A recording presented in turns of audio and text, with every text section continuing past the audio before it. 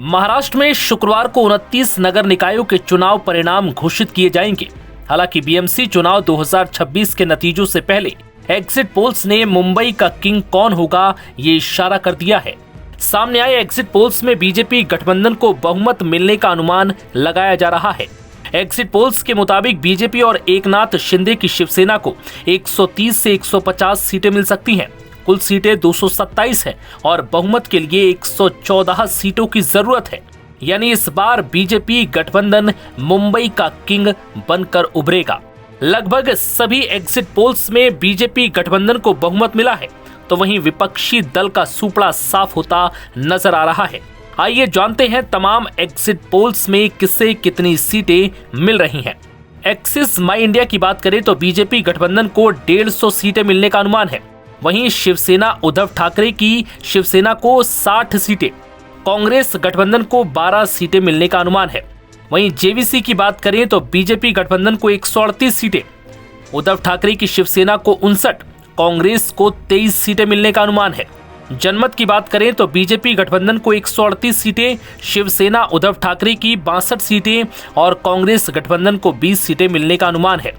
वहीं जेडीएस की बात करें तो जेडीएस के पोलिंग सर्वे में बीजेपी गठबंधन को 127 से 155 सीटें मिल सकती हैं। वहीं उद्धव ठाकरे की शिवसेना को 44 से 58 सीटें, कांग्रेस गठबंधन को 16 से 25 सीटें मिलने का अनुमान है। बीएमसी चुनाव के एग्जिट पोल के मुताबिक बीजेपी गठबंधन को कुल 42% वोट मिले हैं। वहीं उद्धव ठाकरे की शिवसेना को 32% वोट मिले हैं। कांग्रेस गठबंधन और अन्य दलों को 13% वोट मिलने का अनुमान है। बीएमसी चुनाव में सबसे ज्यादा नजर मराठी वोटर्स पर रही। सवाल यही है कि मराठी वोटर्स ने सबसे ज्यादा वोट किस पार्टी को किया। एग्जिट पोल के मुताबिक मराठी वोटरों का उद्धव ठाकरे की यूबीटी प्लस को 49% समर्थन मिला है, जबकि बीजेपी गठबंधन को 30% वोट मिले हैं। उत्तर भारतीय मतदाताओं में बीजेपी गठबंधन को भारी बढ़त मिली है, जहां 68% बीजेपी गठबंधन को वोट मिला है। दक्षिण भारतीयों में बीजेपी गठबंधन को 61% वोट किया है।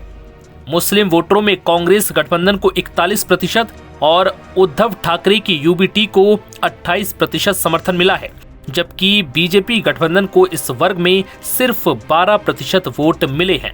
वैसे तो नगर निगम चुनाव हर 5 साल में होते हैं। बीएमसी का पिछला चुनाव 2017 में हुआ था। ऐसे में अगला चुनाव 2022 में होना था। उस दौरान निर्वाचन प्रक्रिया और वार्ड सीमाओं में बदलाव चल रहे थे। नए वार्ड नक्शे और सीटों का पुनर्विन्यास किया जा रहा था, जिसमें बीएमसी में वार्डों की संख्या बढ़ाकर 227 से 236 करने का प्रस्ताव था। इस बदलाव के चलते पुरानी सीटों पर चुनाव कराना संभव नहीं था, इसलिए चुनाव टाल दिए गए। हालांकि ये प्रस्ताव पास नहीं हुआ। बता दें कि शुक्रवार को बीएमसी महाराष्ट्र के 893 वार्डों की 2869 सीटों पर चुनाव लड़ रहे 15,931 उम्मीदवारों के राजनीतिक भविष्य का फैसला होगा। नव भारत टाइम्स की रिपोर्ट।